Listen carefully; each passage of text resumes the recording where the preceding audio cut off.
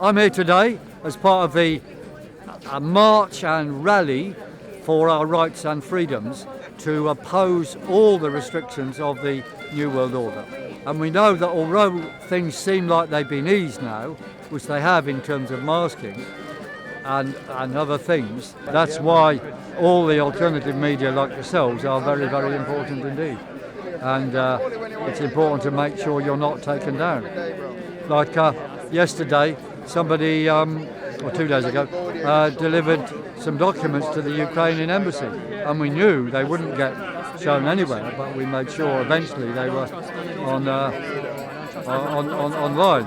The documents showed torture by the Ukrainian government of many people, and it was an official report which condemned them, but of course it hasn't got an mainstream at all.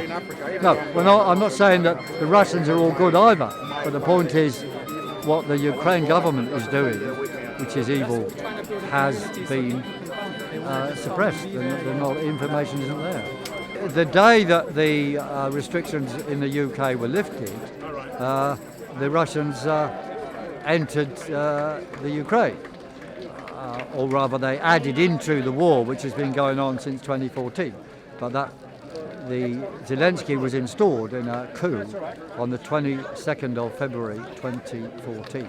And that's why Putin entered officially into the Ukraine on the 22nd of February 2022. In the Donbass, people have been killed thousands have been killed by the Ukrainian government because the people there want to break away and be part of Russia because they're Russian speaking. Now, I believe in self-determination in those circumstances, and if people have a vote, they should be allowed to leave, just like Scotland would have been allowed to leave the UK if they'd carried the referendum. That's a democratic process, and the Donbass, if it wants to break away, should do, just like the Crimea has voted to break away, but the World United Nations hasn't officially recognised that yet. But, those things ought to be recognised, and in my opinion, Ukraine should become a kind of neutral state as a buffer between Russia and further west, because the build-up of arms on both sides of that border is horrific, and it will lead to nothing good. But I think the important thing to understand is that the Ukraine government is really part of the New World Order, and in Ukraine they've got a big app program for even children to have apps which identify everything on you, rather like the Chinese system of social credit. Now, we're completely against this ID control of people because it's the end of freedom. So we say don't use those apps and use cash instead. Now, I'm not an expert on the details, but the Ukrainian government is keeping people in the cities when they want to leave in order as a human shield. Now, these things happen in war. I mean, it's horrific. All of it's horrific. And obviously, both sides are responsible for killing people. That is terrible.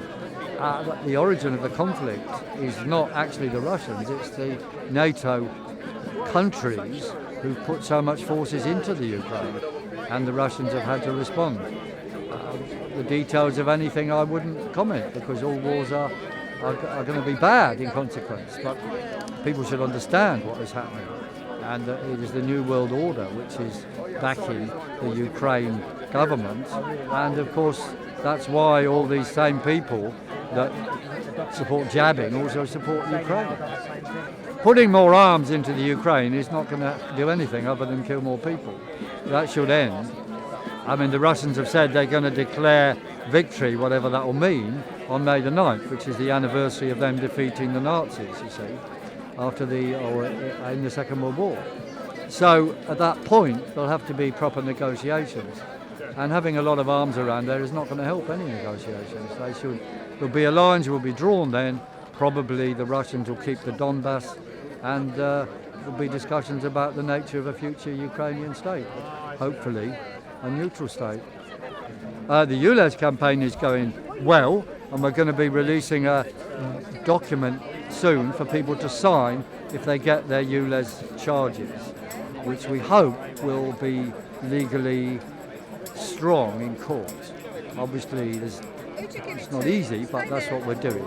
I mean, some things about the Ulez are, for example, they claim got this scheme to reduce carbon dioxide levels and other sorts of pollution. But in fact, the Ulez scheme increases pollution because people drive further in order to avoid paying.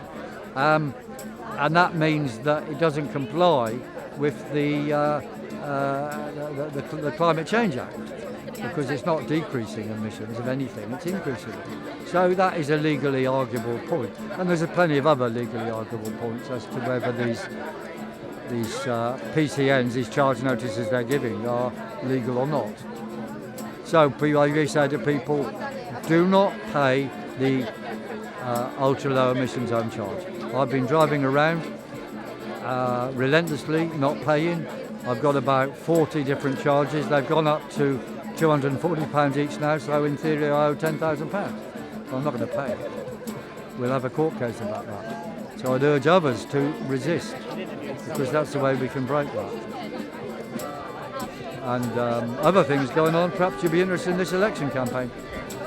Me and two others from Let the UK Live, or Let London Live in London, are standing in the council elections.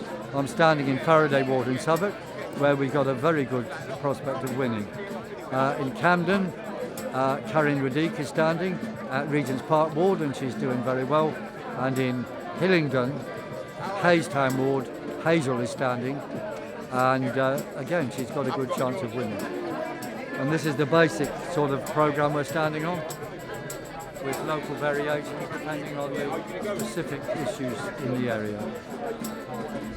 And our slogan is, resist, defy, do not comply.